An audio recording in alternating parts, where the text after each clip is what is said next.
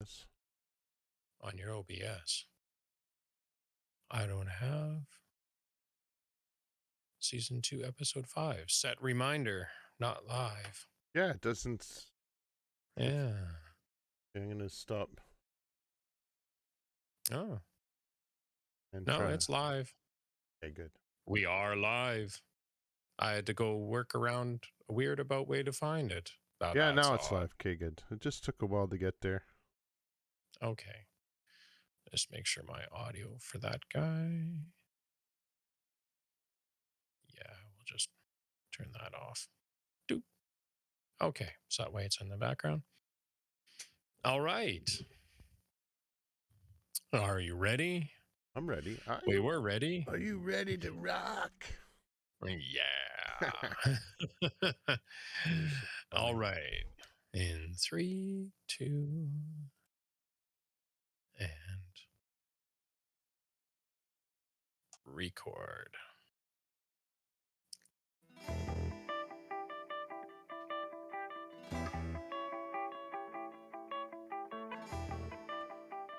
Hello, and welcome to the More About Jesus podcast. My name is Alan Martins, and I'm here with my cousin, who will tell you his name right now. My name is Daniel Dunbar. Yeah, and we were just talking about it. We're both products of immigrants. We live in Canada, and we're here because our families, I guess our family, oh no, your dad would have been somewhere along there too, right? Did your grandpa Dunbar come from Scotland or wherever it is? Yeah, so the first Dunbar from my ancestry that came over was actually 1742, I believe. Wow. So, yeah, John Dunbar came over before Canada was even Canada. Wow. So, yeah, Dunbar has been around a long time. Yeah, a long time. But our family history, as far as our Friesen and Ents side, our Mennonite side, was actually we all emigrated in when the Red Army stormed Ukraine way back when, and our families fled and came to Canada. Yeah. So That's why this our food history is so repeating much itself. like Russian food and Ukrainian food. Yeah. It's all kind of the same. There's a lot of Ukrainians settled in my area, in like, so between, you've driven past if you've come down the 16 highway. Oh yeah. From Edmonton. There's Vegreville. Vegreville. Yeah, that one's like super Ukrainian. Vegreville, right beside us here. Yeah, tons of Ukrainians here. Tons. Like you can go out and you can find Pascha and you can find pierogies anywhere here in Edmonton. So yeah, and we can bring them all back here too for the new ones. Yep. We're ready to help. Absolutely. Anyways, this is the More About Jesus podcast. That's us wandering around a bit. What do we do here? We talk more about Jesus, but we also talk about ourselves. We're a couple Canadian working dudes. Don't have master's degrees, but we serve the master. And we follow the leading of the Holy Spirit. And we got life experience. So if that's something you like, you're in the right place.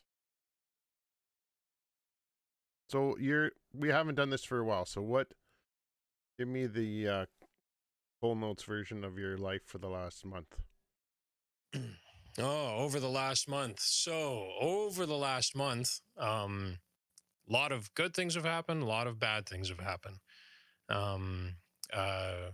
Bad things. We'll start with the desolation. Like we always did in our Bible studies and stuff, that go to the desolation and the consolation. So you have what's destroyed you and what's built you back up. Oh. Yeah, so the desolation is, I thought of smog right away. Or smog. Oh, exactly. Smog. The desolation of smog. I know. That's the first thing I always think of whenever I hear that. It's like, what's the desolation? It's like, oh, it's of smog. Smaug the destroyer, Smaug the impressive. Yeah, Well, it's pretty similar to that. So over the last month, since it's been like a month since we've actually broadcast, a good old friend of ours had passed away from cancer. He went into a hospital. They were living on the East Coast, and he went into the hospital with some breathing difficulties, and then went into a coma. Came out for like a couple days, and then passed away a few days later. Wow. So That's really that was quick kind of then. hard because yeah, um, yeah, they were a couple that actually that helped us out a lot when we were living in Nelson. They let us come to their house and actually do our laundry every week, and so we would hang out with Joan and Dave, and Wow. but Dave had sadly passed away. Uh, and then even within our own church community, we have one lady who is in our church who had a hip replacement because she'd fell and broken her hip, and so now she had a hip replacement, and then they're like, we think it has cancer, so they went in to go check, and they're like, yeah, it has cancer, so now we're gonna have to amputate that leg right off. Oh And wow. then they went to go amputate it right off, and they took her in for an MRI, and it's like, the cancer is now spread to your lungs, so amputating your leg would do absolutely nothing. So now she's going in for cancer treatments for that. All within the space of like a really short time. This was like a really big surprise Wow. for a lot of us in our church. And then one of the people that are, because our church is affiliated with Crystal Kids Youth Drop-In Center, and one of the girls who had been attending there was actually killed by a hit and run, just like a couple weeks ago, and our pastor really knew them because he's been leading the youth at Crystal Kids for the last few years. So that's the desolation that we've been going through I'd say so. over this Goodness. Yeah. over this last month. Well, So unless you don't yeah, care about people, then it doesn't matter. But we do, yeah. and those things hurt us too. Wow. Yeah, yeah. So that one was really sad because I mean she's 19 years old, young mother of two, and she got hit by a vehicle, and the jerk drove away, and nobody knows anything, and Oh, she'd wound up dying. So that's brutal. that that one sucks. So that sucks pretty hard. That one. Um, but yeah, and then the good things that have been happening is that well, um, yeah, answers to prayer. I mean, our son got in on an apprenticeship, our oldest. So now he's joined the Boilers Makers Union, and so he starts a job there, and so that's good. And yeah, and there's been other great things that have been happening. Wife's birthday, Brandy's birthday, which is means a Yes, little that more to you than what the average person. yeah, Yeah. yeah. This is her birthday, not her heart birthday. She has two birthdays in a year, so she gets her heart birthday in December when she had her transplant, and then this is her birthday that is her birthday. Yeah. So, and unfortunately, I was actually sick that day and still suffering a little bit from that. So if I sound a little stuffed up or anything like that, I'm still suffering a little bit of a cold. It's just a cold. It's just a cold. I, got swabbed behind the eye twice in order to make sure that it was only a cold because didn't That's want to. about it, eh? Ugh. Yeah. Yeah. Well, Actually so yeah, didn't hurt Brandy. as much when I did. I'm pretty good with. Yeah. Yeah. It didn't hurt too much when I did it, but yeah, Brandy did the first one, and I swear she likes popping my eyeball out from behind with a little swab. So it's like, Right inside, just pushing in on the inside of your eye. yeah, yeah. She's like, Oh well, I no. see your eyeball move. I know it's deep enough. Yeah. If you start going a little cross-eyed, yeah, okay, good. that's a that's a good one right there. Yeah, yeah. And then another really good note that I found was uh, I have an acquaintance friend who was living in Kiev and who actually got out, and so we know where he is now. He's safe, and people are banding together and getting him gear so that he can start working again. And well, we've been financially supporting him as well. Cool. Um, yeah, yeah. So that he released a YouTube video on his epic journey out of the Ukraine and the heartache and stuff and pain and everything that that entails. So Brutal. and can sort of really empathize with that because again, like we said at the beginning, our families, that's how the Friesen and Ents families came to be in Canada, at least as far as I've been told, and probably Yeah. you have been And the told too. Martins were Really? in the Bolsheviks, like the Bolsheviks were the Russian Revolution Yeah. that was killing Christians, and they got away from that persecution. Oh wow. Yeah. So history repeating itself. Are. Yeah, my month was had a lot of I had a mix of desolation and what was the good one? Desolation and there was a D word. Consolation. Oh, and consolation? Consolation. What consoles you? I'll do the same pattern. My desolation was just some real busy weeks at work with the last bit of cold that we had. So we still had, like winter hanging on -30 with winds and my spirits were very low. Just right on the bottom. Just dragging. But I kept it up. Now it's on the upswing. Spring has a way of giving us hope. And family difficulties are doing better, and work was slow this week, but I'm even taking it in smaller chunks. So it's mostly it's the weather that makes me feel better. I'm not as sore. My body's not as achy. But a few things have. Yeah, I started going back to my church because Gloria wants to start going back, so I'm going there, and that's a big step for me. Nice. Um, I know it sounds weird to say, but a way of growth for me is to go there and just be neutral. That's a step forward. Hmm. Like I don't feel nothing, or I don't have.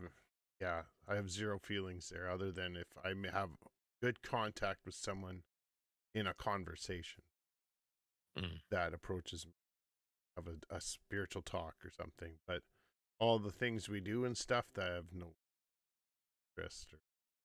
But I know it sounds weird, but that's a step forward. That's Yeah. a growth step for me. I'm not going there being bitter or trying to analyze or be judgy. And I just don't care. I see people that I want to love, and then I try to love them. That's it. Whereas what happens,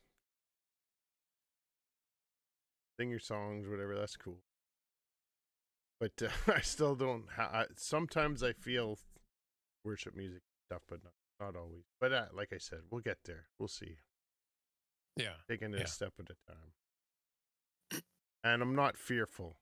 For a while, I was fearful to go back and worry about people's reactions. So Hmm. just want to say, if you're out there and you're listening, you have a family member or know someone who's gone through any kind of deconstruction, reconstruction, whatever. Um, they're not doing it because it's fun. It's not super easy. And if they leave church, come back to church, just have that. Just be sensitive because it's not the easiest. And you don't have to grill them or nothing. Just say hi. How you doing? Things like that. Hmm. think we just sometimes people just require a little more grace because you don't know what road they've been down and how they're hurt. And Yeah. I'm saying that from the perspective that I used to be the judgy guy who would down my nose at people who, where have you been? How come you don't come to church enough? I never would say that, but that's kind of was in the back of my mind always, right? Yeah. Oh, Oh. better with you last week. Watching your I've got sports on TV. I've got perfect attendance for 10 years in a row. Ha ha ha ha ha. It's like I'm really sure that God just doesn't care about perfect attendance records. It's like, Nope. yeah, but where were you the other 6? So how do you unwind, or how do you feel like I have right now? I've been playing World of Warcraft again. I've Yeah. gone in waves. I did it lots and for a time, then quit, and then. But now I'm playing with my oldest son Timothy once in a while, like at least once a week. Nice. We go around questing, and it's pretty fun. And Cool. on my hard weeks, I did a little more of that. I still monitor. I'm more mature now. I can monitor myself. So I come home and I have an hour or so before I got to make supper to just do some questing, and Yeah, yeah. that helps me. That heals me. It's like some people just listen to music and close their eyes. Some people read a book. I take a little dark iron dwarf to flashy hammers and go destroy things. You go beat the crap out of And virtual things. yeah, well, it's not all fighting. Sometimes I'm gathering things for some druid or Okay. something. Okay. Very diverse, but Oh yeah. it's Yeah. fun, and it kind of puts me in that world for a bit. And it's healing. What do you do when you have those desolation weeks? What do you do to I recharge like or to refocus or however you want to call it?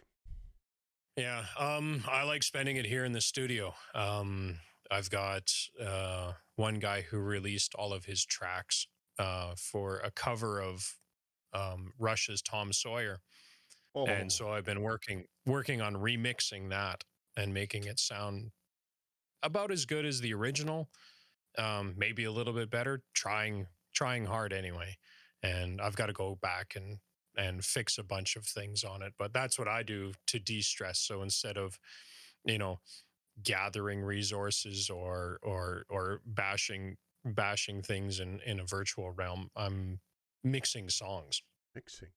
and working that way, right? And oh, another great thing that happened was when my local mall, Long and McQuaid, the one that I used to work at, they just got a new building, so they're moving out of the old one. They had a rack display case for rack gear, um, and they're like, "You want it? Take it. It's not going to the new building. It's just going to go in the trash.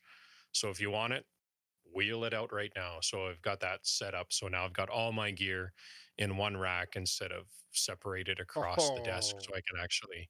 that's awesome. So, yeah, that was an afternoon of wiring that I enjoy. I Yeah, I like enjoy doing that stuff too. getting Not necessarily behind there that and kind of wild, but I like setting up, my yeah. studio. Yeah, yeah. And then I took the giant monitor off the wall and then actually welded it to the back of my desk because I no longer have rack units sitting here. They're all off to the side. So now I'm no longer looking at the monitor like this, but it's actually like straight ahead. Cool. So and being an old guy, Do you have to do that? Do you have to use? not yet. Okay, yeah, you'll get there. What I just so you know in advance, just buy dollar store reading glasses and Oh do yeah. do the 6 eyes. Oh yeah. Yeah.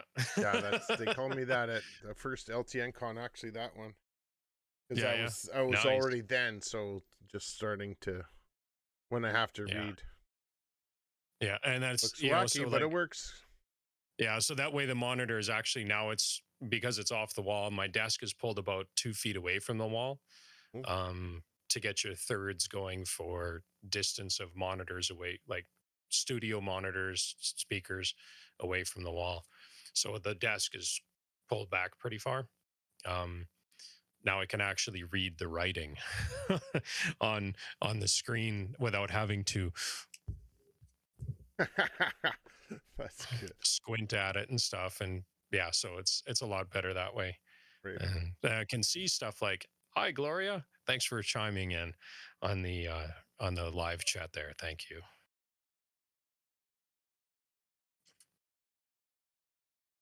Well, Hey. yeah, no, that's, I think we all need something like that. And I try not to judge people or whatever they do to unwind. And I find I do it more when I'm stressed. But over time, I've learned to see it as a danger sign if you're doing it too much. Okay, we Yeah. gotta get back to the real world here. Yeah, I don't like sitting for too long watching Netflix. I was like, I like doing like a show or two. Like the binge watching thing, Hmm. I feel very unproductive Yeah. than doing that. Same with me So, with gaming. I can't do more than a couple hours anymore. I know yeah. to some people that sounds crazy, but even 2 hours, like 2 hours. But no, I've had some long sessions before in my time, especially when you're Yeah. playing with other people, because it's still, Oh yeah. it's not like you're just zoning out from the world. You're just, but nah, my body can't do that. Yeah, neither can mine. It's just it cramps up and But this isn't the old man podcast. Get over it yeah. But we are old men. already. Oldish. So we adjust our glasses. So, you want to get into this business? Sure, Last time I we guess we talked can. about anger, and we got some really Hmm. good responses from people talking about some of the Yeah, things in particular. yeah, yeah. We did. We We had even some we good even got discussion. quoted in a sermon. Apparently, Ooh, my buddy Mike yeah, Sippy Waldorf in the Discord. Um, yes, yeah, it was about how, just the whole discussion around that word "raka" that you see in some translations, and the NLT was says is the one that says an idiot if you call someone an idiot. hmm So I still catch myself, especially when I'm driving. That's the time, you know. idiots, idiots, morons, and buffoons everywhere. Yeah, like I never speed, eh? So I'm driving. Oh no, never. I'm driving. No, I don't. I'm driving Oh, you 80. don't? Oh, I okay. Oh, literally don't drive faster than the speed limit ever. Sometimes even okay. slower. But there's always that guy in a big truck in this town that comes racing up like, Yeah. and he's like this, 2 inches behind you, and I just, in my heart, I'm already thinking, what an idiot. So I'm trying to stop that thought and just move my mirror and pretend he's not there because I ain't going any faster. I'm not It's gonna like go your slower just to insurance make will him pay for angry. my car. Anyway, that's kind of the topic we were talking about when regarding anger. And the other thing that was we brought up was about Satan being the accuser of the brethren, and Yeah. how I'm just not interested in doing his job for him. That was a big change for Yeah. me. Yeah, that was a big change for me too. Yeah. Yeah. Because That was that's why I moved away from a lot of social medias too, because I always wanted to engage in those things when I'd see someone that was so wrong, and I just want to, you're an idiot, get mad and point and accuse them. And I've had lots of success in not having that part of me activated because I'm just yeah. on Twitter very seldom now, just here and Yeah. there. Really helps. Yeah, actually, I listened to a podcast on the Carrie Newhoff podcast, and it was Mhm. about how to argue with people well, Ooh, that'd be good. Yeah, we need that right? kind of skill. Yeah, and it was just like it was really interesting because it's like just and it's how to shift your brain into, because our human nature is that anytime we do want to argue with somebody, especially on let's say vaccines or something like that, it's like you become so polarized in your opinion on it that you feel like you're right, they're wrong, and I'm going to tell you why you're wrong, and no matter what you say, you're still wrong. Mm-hmm. And that's not the right way to have an actual honest discussion or argument with somebody, right? You have so it's you should have it where you're more um open and you can hear what they're saying, and so you can maybe speak into it. And I'm not saying that you're going to change their mind, you probably aren't, but at least let them know that they're being heard, Yeah, like that's. right? I confess that I was, while the other person's talking, not even listening to them, just thinking about my response.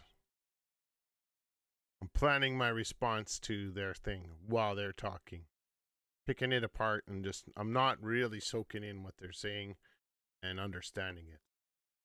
Scary. Yeah, absolutely. Yeah, and I'm guilty of that at times too. Mm-hmm. And I've been really working on trying not to be the a-hole, uh and just coming back and arguing right away. I don't like it.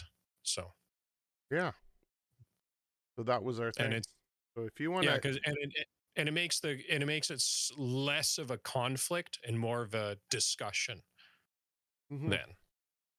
And Yes. then and it's and if you are listening to them and even repeating some of their viewpoints back to them, um, it also takes it into it sort of almost disarms them in a way, and then stops and makes them think of what they're going to say in response, Mhm.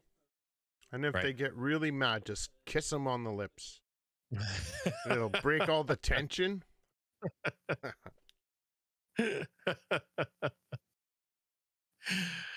Yeah. That would be weird. Okay, awkward silence. Now let's go on. But that was last time on the podcast, or time before. Yes. I know we had one there where we just kind of were wingdinging it because had issues with social media. But this time we're back to the Sermon on the Mount. So I'm going to read it. Matthew 5. This is sort of the second part of, if you have a Bible with little chapter headings, it's talking about anger. So this is the next part of it. Matthew 5:23 to 26, I'll read from the NLT. And I have no idea where this is going to go. I have a few things to say, but I don't know. So, if you're preparing or presenting a sacrifice at the altar in the temple, and you suddenly remember that someone has something against you, leave your sacrifice there at the altar. Go and be reconciled to that person, then come and offer your sacrifice to God. When you are on the way to court with your adversary, settle your differences quickly. Otherwise, your accuser may hand you over to the judge, who will hand you over to an officer, and you will be thrown into prison. And if that happens, you surely won't be free again until you have paid the last penny. Hmm. This one has some specific meanings, I Hmm. think, but how I still want to try to draw something out of it. Um, There's verse lot. 23. What's your first impression? I'm thinking you're gonna think the same as me. Um, as a No, worship I'm leader, not. as a worship leader, and kid growing up in church. When I grew up, I would apply this to my life in the sense of, if I'm in church and worshiping, and mostly, I guess, singing songs of praise or whatever, or participating in communion, and at the same time I'm still angry at someone, or someone has Hmm. something against me, and there's tension in a relationship, I think Jesus is suggesting we should heal that relationship before we go on. But that's, I don't know if I think that now, but that's what I, specifically he means like if you're giving up, doing the temple worship stuff. Yeah. But what do you think of that? Is that something that you've applied in that way before?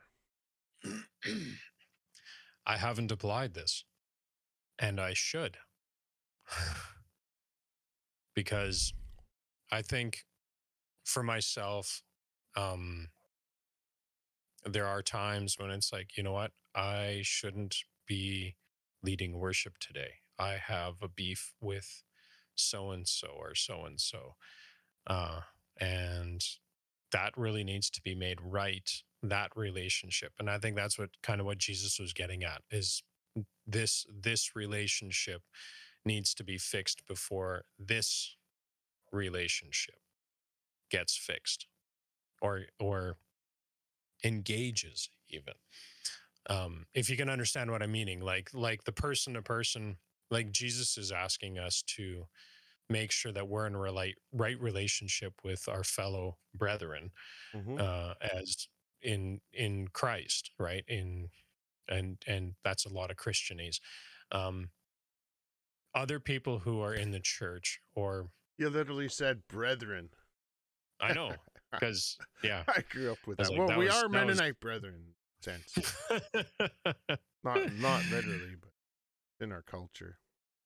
I know, and that was like some really strong Christianese and all that. Is like, if I start speaking in thous and King James as well, it's just like where we've gone completely off the rails here.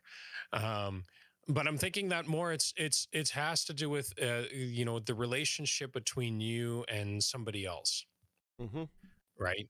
And it doesn't matter even if it's somebody within the church. It could be somebody outside of the church. I mean, it doesn't say that this person was in the church. In fact, it's like, hey, you're coming to the temple to give an offering, but you've got a beef with somebody else. Drop it, leave the temple, go make that right first before you try to come back here and try to get right with God. So because God is a very relational God, and I think that that's kind of why Jesus was saying this, is that he needs to really stress that, you know what, this relationship that we have with each other is just as important, if not more important, than your relationship with God. So treat it as such. And yeah, there's been lots of times where I'm like, I don't know if I should be leading today because I don't know if I'm in a right relationship with somebody. Like we had a disagreement or we had an argument and it was never resolved before I was able to come up here. And yeah, I think, maybe doing that would actually lead to a bit of repentance within the church if, I just stood up and did that. Who knows? Yeah, I don't know. I mean, in a practical sense too. Like if on Tuesday, you have an argument with someone, and then it takes you till Sunday morning, and you prepared all this where you practice with the team, and you're ready to go up, and then at that point you're like, oh, maybe actually you should have done that on Wednesday, right? Why'd you wait a whole Yeah, week? Now you probably. feel guilty because you're in church or whatever. Now you got to. Now I want to heal the relationship, but Yeah. I think I used to think that there would be like your prayers would be blocked or like your access to God is blocked, and I don't really think that now because God is omnipresent, and if our sin blocked our access to God, then we would never get saved in the first place. Hmm. But it does block the relationship, like you say. It's just not right. It's just you can't just go on pretending like everything's okay if it's not. And sometimes it's Yeah. just a misunderstanding, and so you just clear the water. I would think, hey, I felt like I kind of pissed you off there the other day, and I'm sorry if I did that. I really wasn't trying to do that. And then like, oh no, nothing. Or maybe they'll be like, yeah, no, that really hurt me. Maybe they'll just walk away. I don't know. But at least do your part, right? I don't think Yeah. Jesus is Yeah. suggesting that all your relationships have to be squeaky clean or you can't worship him. Yeah. But that's one element. That's the one I when I was the younger version of me, I have always applied that, and I think it's fair. I do think it's fair to use the Bible that way in this sense to apply this, because I don't think he specifically meant obviously leading worship like we have done, because Yeah. that's I not think that it's leave like to him it's presenting a sacrifice, is taking a dove in and following the temple procedures. yeah. Yeah. And I think that's any time you're coming before God, I would say. Like, so yeah, it'd be like before you even go to pray, Mm-hmm. right? And if you're the type of person that prays on the hour, I guess that you're going to be, making sure that you are in a right relationship almost on the hour. And think of how awesome that'd be if every time um that if every Christian did do that, like, sorry for I was such a jerk to you or whatever, um on a daily basis, on an hourly basis, it probably make Mm-hmm. for Christians that actually mean more. Mm-hmm. um probably make uh probably make for Christians that are worth following, if you get my meaning. Like, they're obviously doing the work, like they obviously believe this. Why? And Mm-hmm. so people might be more inclined to follow that. Well, Jesus was a leader in the sense that he washed the disciples' feet, and he came as a servant and all those kind of things. Like, so he took the lead. So if you really want to influence the world, you take the lead in these kind of areas. So I would think, um, trying to keep relationships clean and healthy, and not letting things ride for so long. If something happens to spark or an argument, or just keeping those kind of records up to date. Okay, how Yeah. are we right now? Like, I feel like I bothered the things I said, and if I did, I'm sorry, and I want to move on from here. What can we do to heal this relationship? Hmm. Hmm. Hmm. And there's lots of other And what stuff in the Bible for that. Yeah, what did you have another thought on this? Something Yeah. that's a little So more. now something more specific, and I'm not sure where it'll go. Okay. Um, because of the next part about money, in a way. I was talking Uh, about court disputes or something, and this person in verse 26 says, and if it happens, surely won't be free again until you pay the last penny. So he's giving an example of a person who owes someone some money. They haven't paid it, and now they're going to court over it, and they're going to end up in jail unless they pay off this debt, the money that mhm. they owe. Um, there's the settling your difference quickly has to do with you use your money to.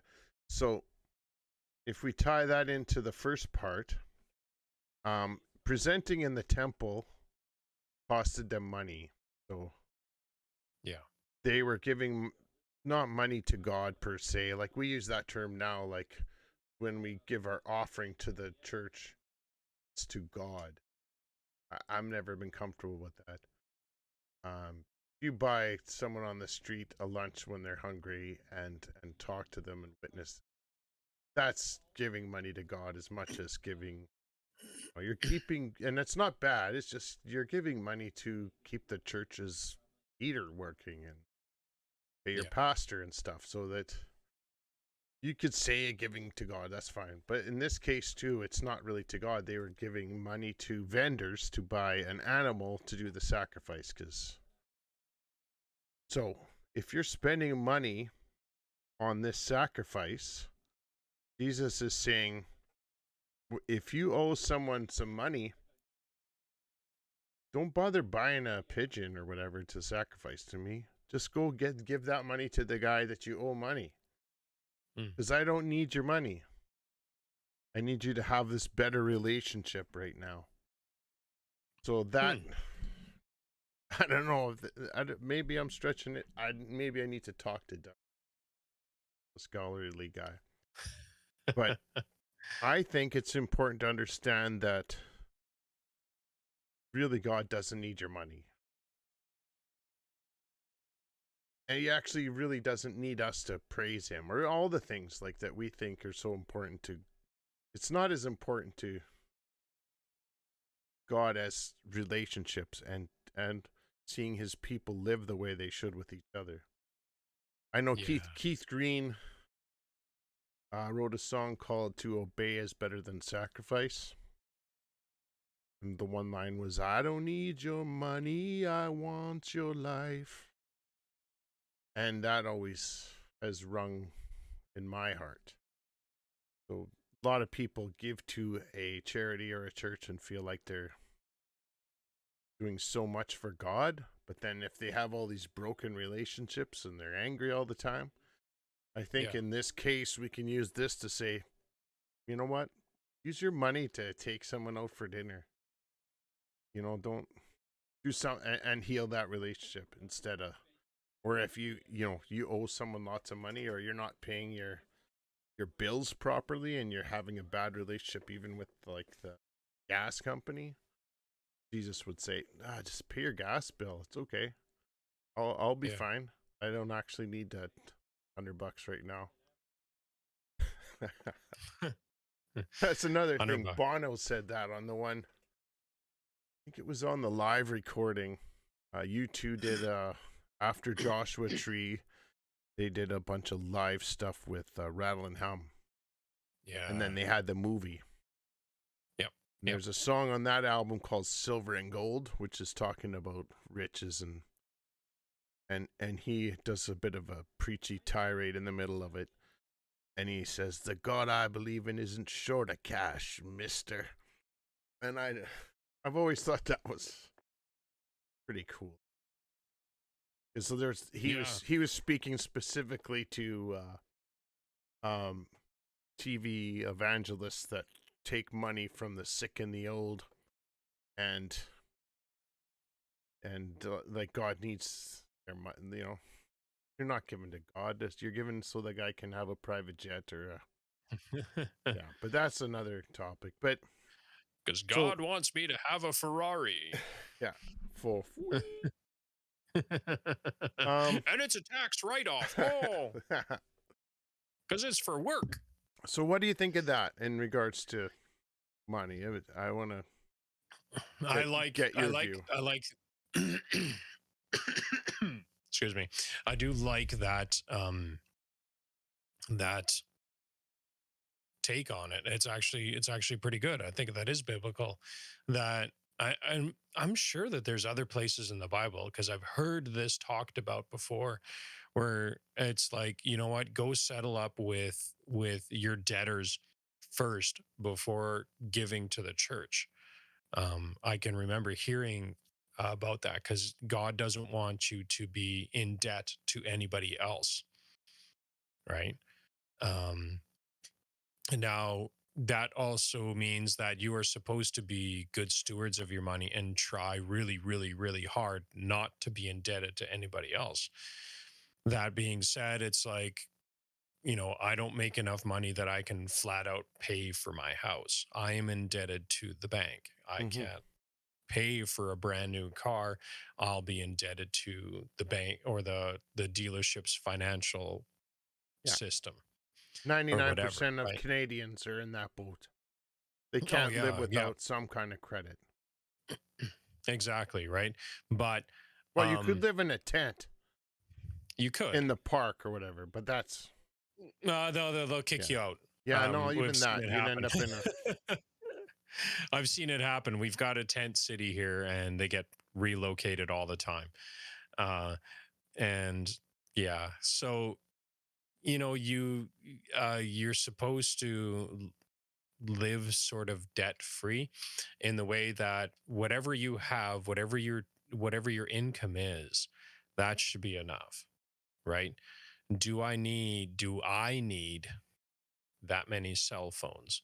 do I need that many channels Board on games. for for my TV, right? Do I need subscriptions to all these, it's like I got rid of cable so that I wouldn't be paying for all these channels that I don't watch, and then I get a whole bunch of new subscriptions that actually might wind up being more than my cable bill was before. And I'm like, why? It's and yeah, so and it's crazy that way, right? And I think that maybe it's, do I need, it's like I've Brandy and I actually took a financial course through David Ramsey. I don't know if you've ever heard of Mm-hmm. uh David Ramsey, sort of a more of a biblical approach of finances and what you're supposed to do with your finances. And through that, we've actually paid off our credit card and haven't touched it since. And put away a little bit of extra money for emergencies. And we had a couple emergencies, and we had to take some of that money out. Um, Now we got to build that emergency fund back up, but at the same time, trying really, really hard to stay within a set budget for our lives. And well, we have to revisit it again, but you know I think that's the thing, though, is we have to, you know it's and that's a North American thing, because I hear other friends in other countries, and they're like, they don't have credit cards, or they're saving up for buying this piece of gear, Yeah. right? And it's like they won't just buy it and then put it on a credit card. Yeah, we And got it's just, burned by that, like whatever, uh, decades ago. And yeah, now we have one, because you need to have for hotels and things like that, and yeah, online. But we pay it off every month, and it's a Walmart rewards one, so we get like money back, like 10% of everything we spend at our Walmart. Is cash back to spend at Walmart. hmm, So it's always racking up. And then nice, even when we use it at Walmart for groceries, where we just pay it right there at the till. But that takes discipline. yeah, And then when you're in trouble, then you run into like, well, and so we did when I lost my job, got laid off a few years back, then that moves up a bit. But then when we get more money, we pay it off. Yeah, I don't know, like we can't live debt free. No one can nowadays. No one would have a house. Even as it is in like Vancouver area, basically, my one cousin, I'm pretty sure that his little house, he'll have to pass the mortgage on to his son instead of actually a house. Like his inheritance will be a mortgage. That's just how expensive things. yeah, But yeah. budgeting, all that stuff, you can't be generous if you're just blowing all your money on yourself That's and true. not using it wisely. Then and you take someone out for dinner. I think being mindful is one of the biggest things. Just be mindful. Just don't be willy nilly. When you're young, you just buy stuff and you don't think about it. But have you ever avoided paying bills and stuff, or is that it? Like I don't. I feel guilty, and I have a wife who's very responsible. Gloria is very good at taking care of the bills and keeping track and all those things. That so Hmm. I'm very happy with that. Like she's trained me over the years to think that way, and so we think that way. Yeah, I'm yeah. sure if for whatever reason we inherited or won a lottery or whatever, we'd still be that way. She would still have her little checkbook out, the little notebook that used to come with checkbooks. She still has those and keeps Mm, track of everything to nice. compare it to what the bank statement says, which is all online. And I tease her once in a while. I'm like, why are you writing it down? It's literally all there on your phone. Like it's written down. You don't have to rewrite it. on a paper format, that doesn't make it more real. I just like to check. I don't know. I'm like, and so I mean, I Yeah. tease her, but I really admire her for being that way, just being mindful about money. But I don't even know what it's like to just spend and not think of it. Yeah, I think about every penny that I spend. I will go without things that I want or need, like tools or something like that, to provide more for my family because I'm like, okay, gas has gone up, Oh, it's groceries have ridiculous. gone up. Um, so the cost of living has gone up, and it's like I really need to take care of my tools and know where they are because that's supplying my family. But at the same time, if I break something that's not covered under warranty and I have to replace that, then that's something that I'll have to look at, right? And it'd be like, I really don't like the fact that this is going to take, you know, some food away from my family or something, right? Yeah. Well, that's we're being mindful. Like I know of people, dudes that they're the breadwinners, and they'll just buy a snowmobile or a new motorcycle, and I'm like always blown away. I'm like, like I just want a snowmobile, and they go buy a snowmobile and tell their wife I bought a snowmobile. Yeah. I'm like, oh, And how do I'd you be afford so that? dead. I'd be so dead. Financially and physically. Yeah, we'd never. My wife, she'd never talk to me again for like months, or she'd burn it. I don't know. My Yeah. wife's really sweet. She's not mean, but I definitely wouldn't. I'd feel so terrible. I'm like, I tease and say, well, can I take $20 for getting a coffee or whatever, getting some breakfast, and not doing bad, and I'm not living in stress. I'm just. I guess what we're trying to say through all this is about being mindful of your money. And I really think it's important to understand that Jesus would want us to Hmm. not hoard our money for ourselves, but square things up, like with our bills and that. Like, I've known people who can't pay their SaskTel bill, so their phone bill, it just keeps stacking up. And they Yeah. just eventually get to the point and say, I'm just going to be paying you $100 a month. That's all I can afford right now. Yep. Someday I might pay it off, but then they're just. So that's, I guess, good in a way, but Yeah. at But least then you're there's paying still that something that steady. stress. But yeah, no, it'd be better to square that up, but obviously in a practical sense. Yeah.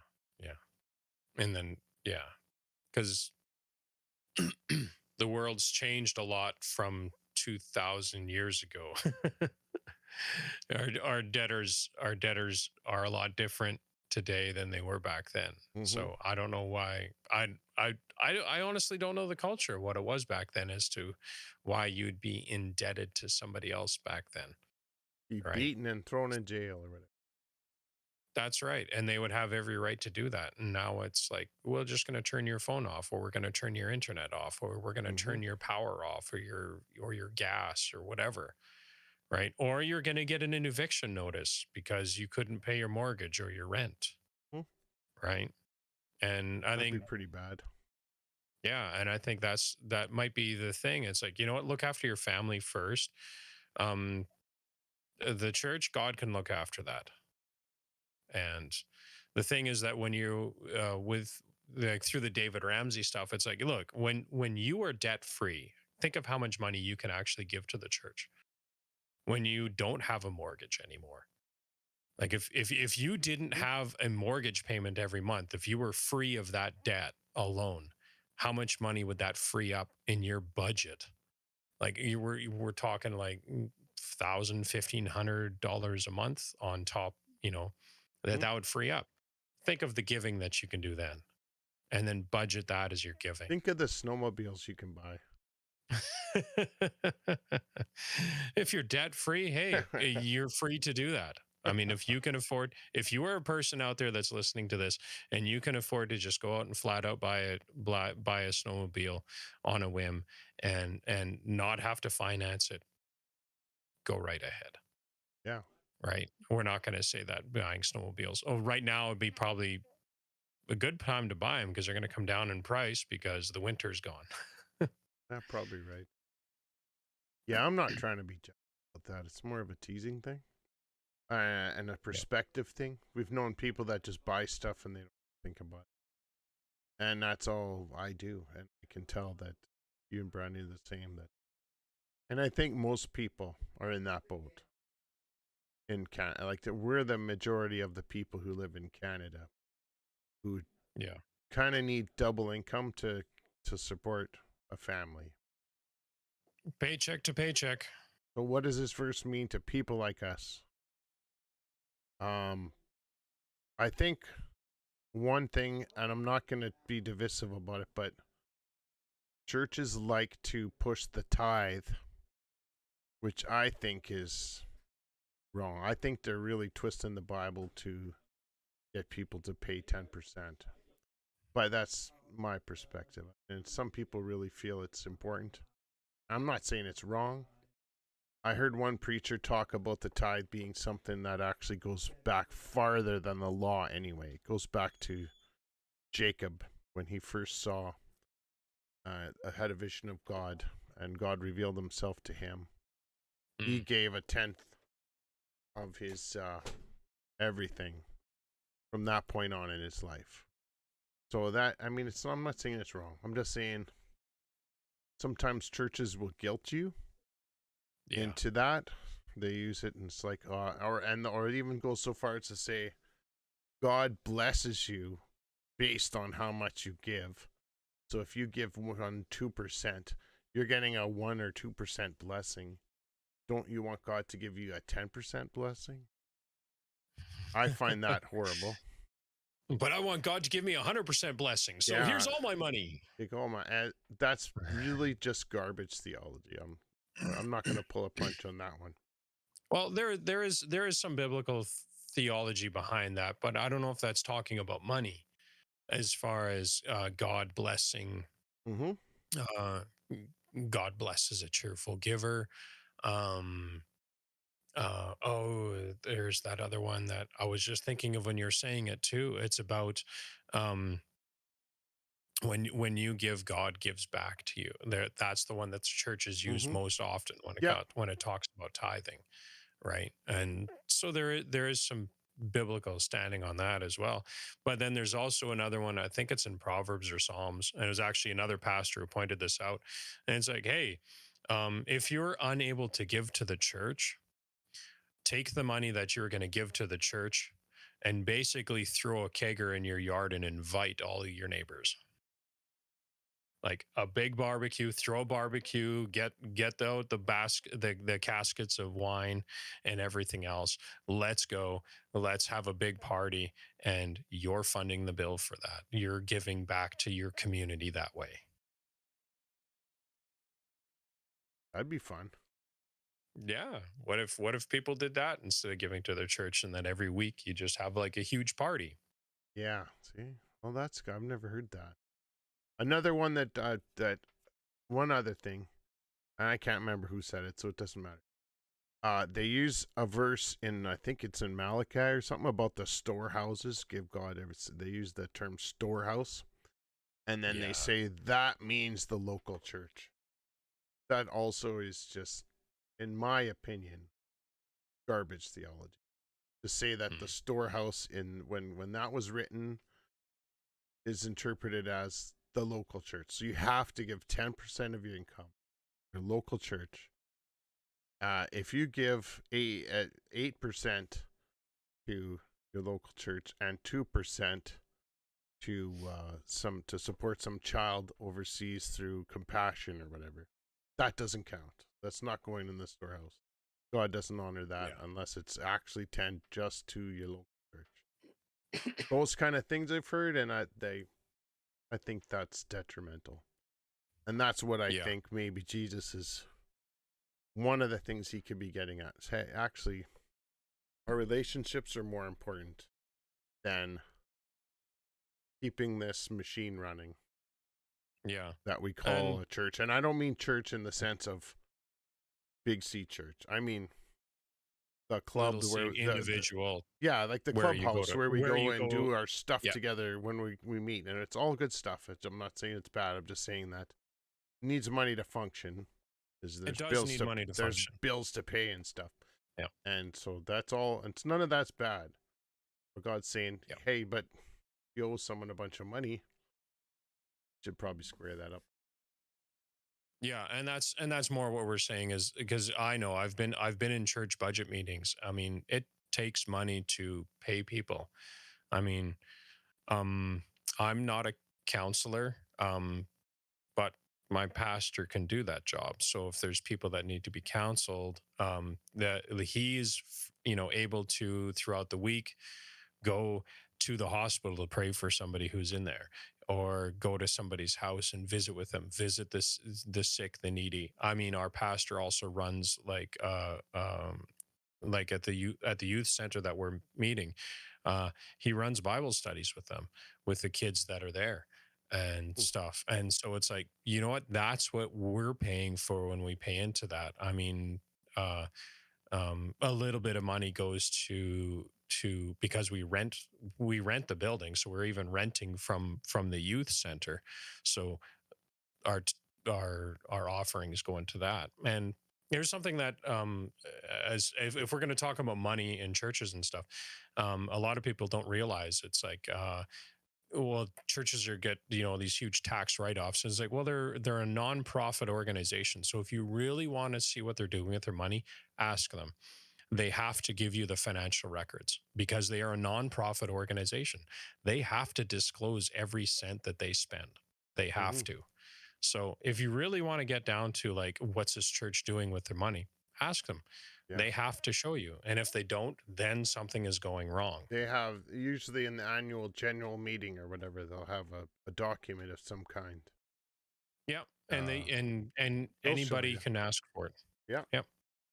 At any time. I mean, that's legally how it works. And that's for any nonprofit organization. You Mm-hmm. should be able to go up to them and say, hey, we need to see your financial records because I want to know whether or not it's good to be giving to you people, and what are you doing with this.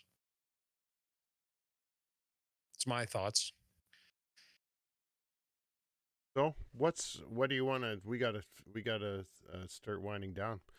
We do. What do you want to pull away from this? What's the one thing that you want to keep in your mind as you go through the week? Try to be in a right relationship with everybody around you before you even try to get together with God and your checkbook. Hmm. Try to be in a right relationship. Yeah.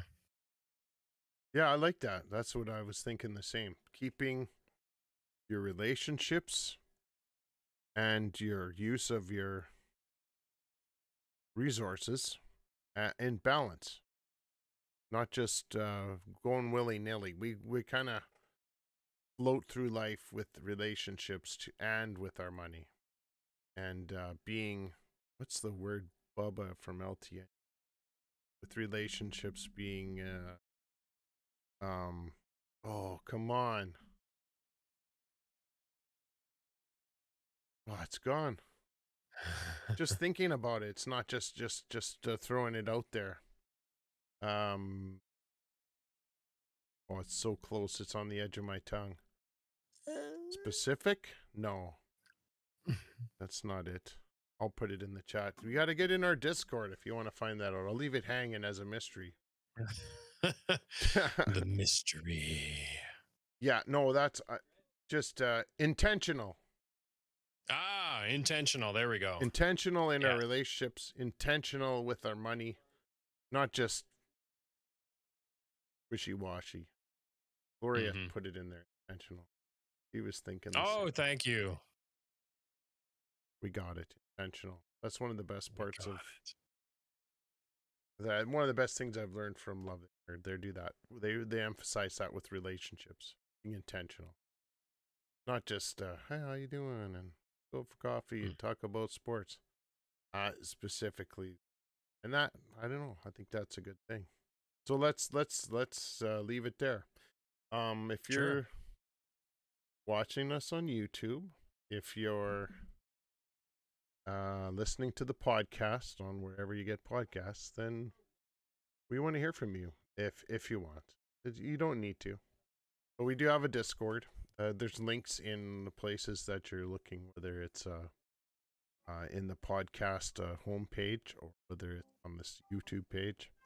That'll take you to our Discord. You can follow us at More About Jesus 3 on Twitter. Also, Danny Boy Dunbar on Twitter, and me is at Alanon68. 1968? One of those. 68. Just 68, not the 19. Yeah. Because that's not a date. That's not when I was born. Don't start thinking that. No, it wasn't at all. Oh, boy. Well, this is good talking to you, Daniel. Thank you. And thanks for listening, everyone. So, we're about making our lives more about Jesus, the things we talk about, the things we do. I'm Mel Martins, and I am Daniel Dunbar. Yeah, so we love you, and thanks for listening. See you the next time around. Amen, and try to be more like Jesus in your relationships. Yeah, there you go. And with your money. Yes.